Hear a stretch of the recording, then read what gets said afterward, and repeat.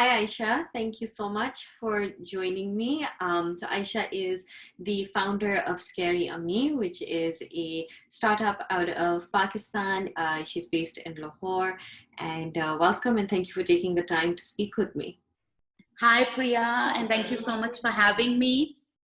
It's great to be able to talk to you, and it's great connecting with women in tech from all over the world.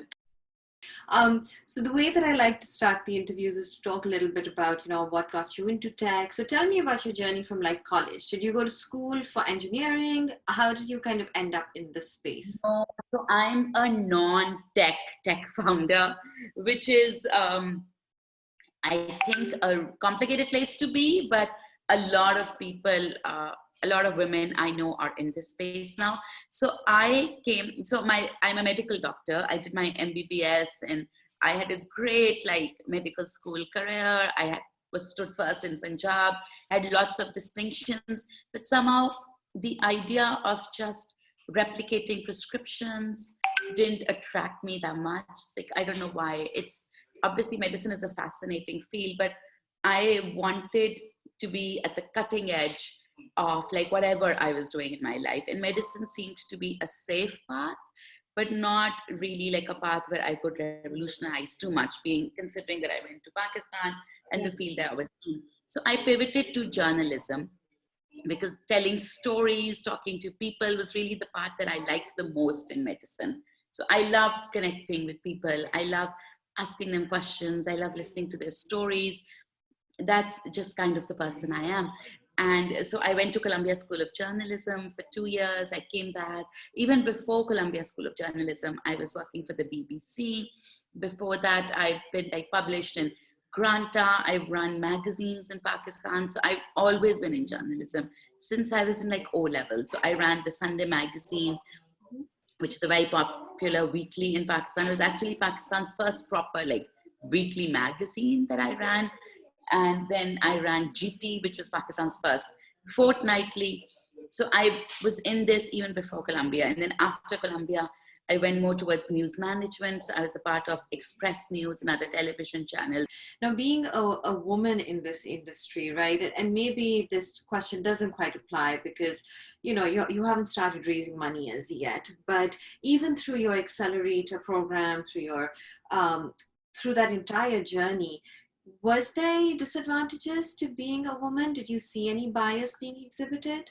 You know what I've realized is that maybe all over the world, the disadvantage of being a woman is becoming less. But the world, at least in Pakistan, is only willing to accept a kind of woman. So they don't necessarily like women who are very confident. They don't necessarily like women who are very out there, who are very certain of where they want to go. They also don't necessarily like women who are solo founders. So there is a lot of husband-wife teams or teams of a woman with a male founder who might not be the husband but is still there. So that is becoming an acceptable model. So I'm not I don't fall under that category. I am a solo founder. I'm also a mom, which is a huge anomaly in the Pakistan ecosystem. The female founders who are there are not moms. They're out of college or their wives. I guess now they're becoming moms, but that's not the traditional story. Also, so being a solo founder is looked onto as a disadvantage. And then I've been called on a couple of occasions uncoachable. And I often tell my husband that, if it was a man who was as confident as I am, who spoke the same things, by the same background, I don't think he'd be called uncoachable. I think he'd be called I don't know, confident or driven and or ambitious, or I don't know. I mean, I'm not a guy, but I think that he would have been looked onto as in a very positive light. And I don't think people, even at very high levels, look very positively on women who, who are like me, who are not maybe meek or not shy and are happy to say what they want and go out and get it and are very outspoken. So I've really had to work on myself for that. And I don't think it's a bad thing. like, I think I've had to learn how to project myself in a way which might, being authentic is also not like intimidating to the others. I remember I had just had Kayan, and I was like a very obsessive, like type A star kind of mom. All So of I was, yeah, I think those who are very committed to their career, this is like a hypothesis I have. I need to like substantiate it, but I've seen this again and again, that those who are very committed to their careers and academics end up being overly committed to mothering. yeah. I don't know, maybe because the only way we know how to do things is with like insane commitment, or maybe it's Just needing to know all the information and making sure that you're doing the best that you can for yeah, all of it. It's exactly. Mikhail, I was like a crazy person. You know, to like everything being home cooked, living here, 100% breastfed baby till he was over a year old. I mean, that's madness living in this country, you know, to try and do that while having a career. But yeah, I think you're right. I think it is women who are, you know, overachievers is. Yeah. Yeah. Or maybe it's guilt. So I exclusively breastfed 4 of my kids. And you know, with Ahil, I was covering my number 2. I was covering bombings in Quetta. And I was, so when you get obsessed, your like focus becomes hazy. So I was so obsessed with that my child will never have a drop of anything but breast milk. So I took him with me to Quetta, which wasn't like the sanest idea. And I remember I was wearing a burqa so I could feed him, because Quetta is not Lahore. So Yeah. even in Lahore, feeding in cars is really frowned upon. At Quetta, I would have probably been, I don't know what would have happened. So I was wearing a burqa so nobody could even tell I had a baby. And so I was feeding him, and like 10 cars down the road, there was a bomb blast, and our car like shook. And I had I had a baby on my breast. He didn't know what had happened, but I could see the fire. I could smell. So I was like insane Yeah. when it came to those things. That's But with, yeah, so with Kayan, I remember like going off on like another tangent and being like, you know, he needs to have tummy time for so many minutes, and he needs to do this, and he needs to be exposed to like 20 different kinds of sounds at birth, and yeah. They all all of it. here's the thing. Here's what I'm realizing with my second one. Partly because, you know, he's a COVID baby, so my Amma couldn't be here. My sister has 3 of her own kids. So there's just not a lot of other people around. So more often than not, I have to put Isa in his like swing. Or like we joke about like there's various receptacles for Isa that we just place him in. But he still interacts a lot. He's almost 6 months old. He's starting to sit. He grabs for things. He holds his brother. He loves books. He's fine. So when Kian was born, I was like insane with him. Like, so I thought about not working and just being like a mom who does everything for her son, everything. And I think I was still like in the 40-day period in Pakistan, which is called Chilla. Yeah. So Kian was born in the US, and I came back when he was about 20, 25 days. So I was still in that period. And my dad was like, why aren't you going back to work? Why aren't you? And I was still jet lagged. And like, I think he was 20, 25 days old. I don't know. And my dad was like, why aren't you going back to work? Why aren't you going back to work? You're just wasting yourself. Why aren't you going back to work? And so the idea for my father that a woman who's given birth would want to stay home and be a mom was like sacrilegious. कि ये कैसे हो सकता है कि मेरी बेटी घर बैठ जाए. And my in-laws, and then I was like, I felt so much pressure that I was like, I need to go. So I remember my mother-in-law being like, you're going? Because he was 35 days when I went back to work. And I was like, I'm going. This is, I guess, the way it's going to be. Wow, that's soon. I gotta tell you, like over here, you know, we have Way too soon. Way too soon. Completely agree. like the maternity leave, and I still don't feel it's enough. I've just gone back to work, and my little one's 6 months tomorrow, and I've been back at work. I agree. It wasn't the wisest choice at all, But I did it because in Pakistan, my maternity leave was over, right? Because I had to, like, we only get 3 months, and at my position, I only got 1 month because I was very senior.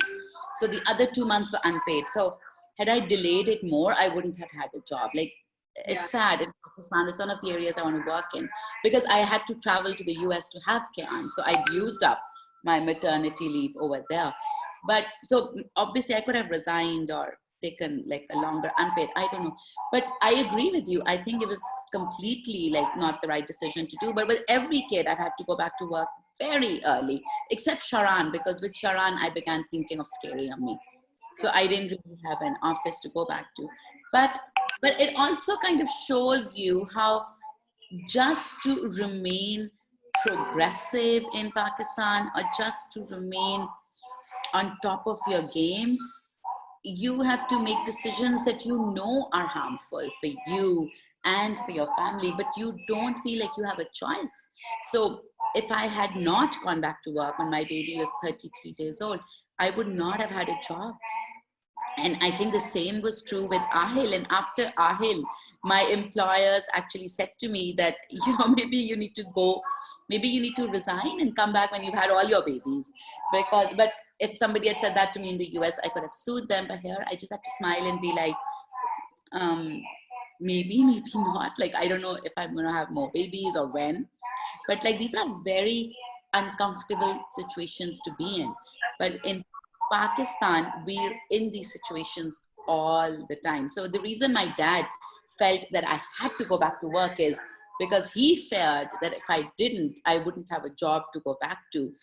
And that might put me further, like he was figuring that he feared that I'd go into postpartum depression. But for a dad to have those worries show you how the system in Pakistan is not supportive. If you managing to raise healthy children with a good head on their shoulders while working, a lot of that is just good fortune because there is no system that is going to support you. There is no option of working from home. There is no part-time. There are no daycares that are built up to standard. There is no nanny like who's been taught babysitting. There are no degree holders coming to help you with your children. So literally, like I say this to my husband that I've lived in the US and I feel that living there would make my life a lot easier because that system is was where we like that system is where we might be in like another 50 years. At least there is a possibility that if somebody is discriminating against you, you can turn to the court. At least there's a possibility that if you have money, you can hire somebody who has a degree. If something happens to your child, you can take that person to court. So live with such fear as a mother in Pakistan, such fear that like my basal heart rate, like I've been diagnosed with a high heart rate for no reason. Like I have no heart conditions, I have no blood pressure conditions, nothing. I just have a basal, like a high heart rate. And I was telling my cardiologist that I think that's because I live in such fear that if I'm not home, I have 4 kids. What if like something happens? Where will I turn to? What will I do? Like we have trackers in our cars. Like we don't just have cameras, we have trackers in our cars, our phone. Like I've hired a girl and literally her only job is to update me every like 10 minutes on where the kid is, which part of the house, what they like. Literally, that's all she does. She sits in the house, updates me, makes sure the groceries are there, makes sure that, but like there are a million things. Like, are the kids washing their hands every half an hour? How would I know if I'm not home? Are the kids sanitizing when they're leaving? Did they pick up their mask? Did the nanny remember to give them the mask? Did the butler remember? Right? So you live. Was the car lock on? Were the kids in a car seat? Like when you have 4 kids, that's a lot. So literally bringing up kids in Pakistan means bringing them up in fear. We have the worst AQI in the world in Lahore, in the world. So when my son Sharan goes out to play in the garden, I'm cognizant, like he's losing 10 years of his life just by breathing the air. So we have air purifiers in every room in our house, right? Another expense. But how much air can you purify? How much water can you clean? How much? So bringing your kids up in Pakistan means bringing them up in fear and making very, very, very difficult decisions, which no mom should have to decide. can my son play out, or is that costing him months of his life? Like, Right. that's not a fair decision.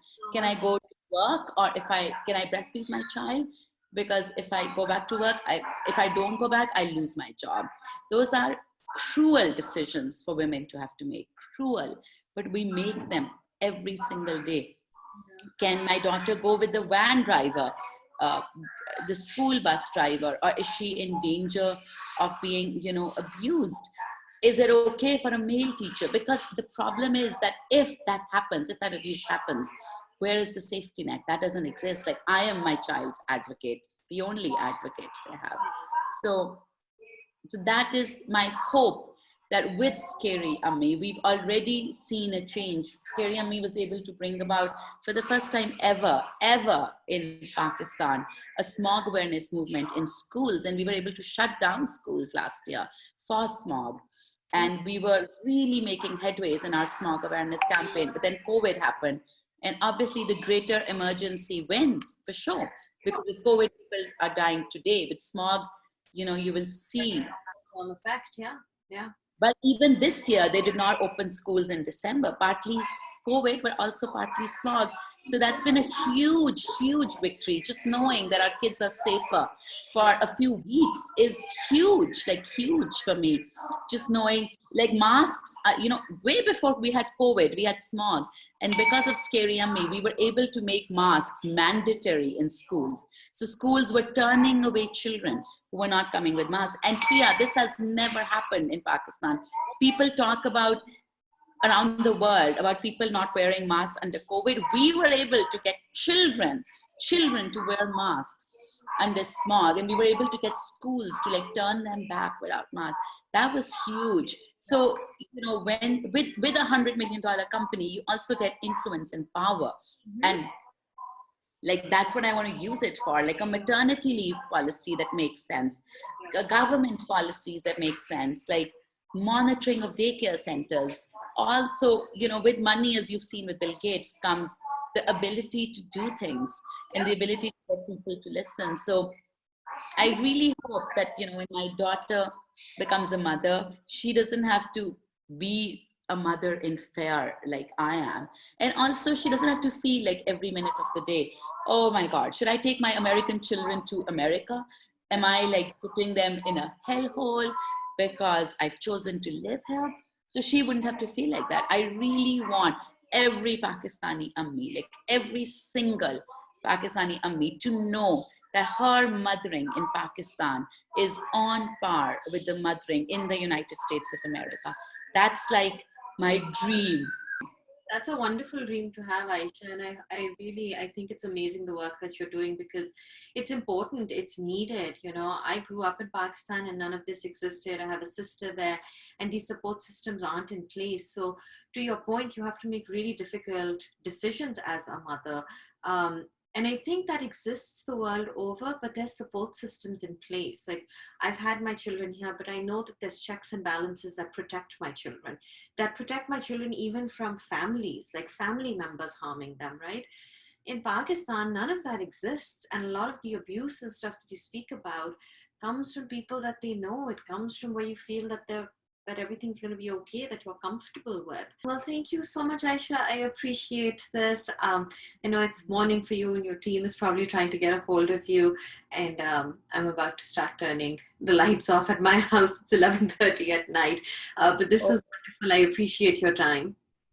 No, thank you so much. Thank you so much. I'm so honored that you wanted to talk to me and find out what I had to say. Like, really, it was great to talk to you. I would love to pick your brains whenever you have time, and learn from you, from your expertise for Scary Ammi. So whenever you have time, I would love to do that. Absolutely. Thank you.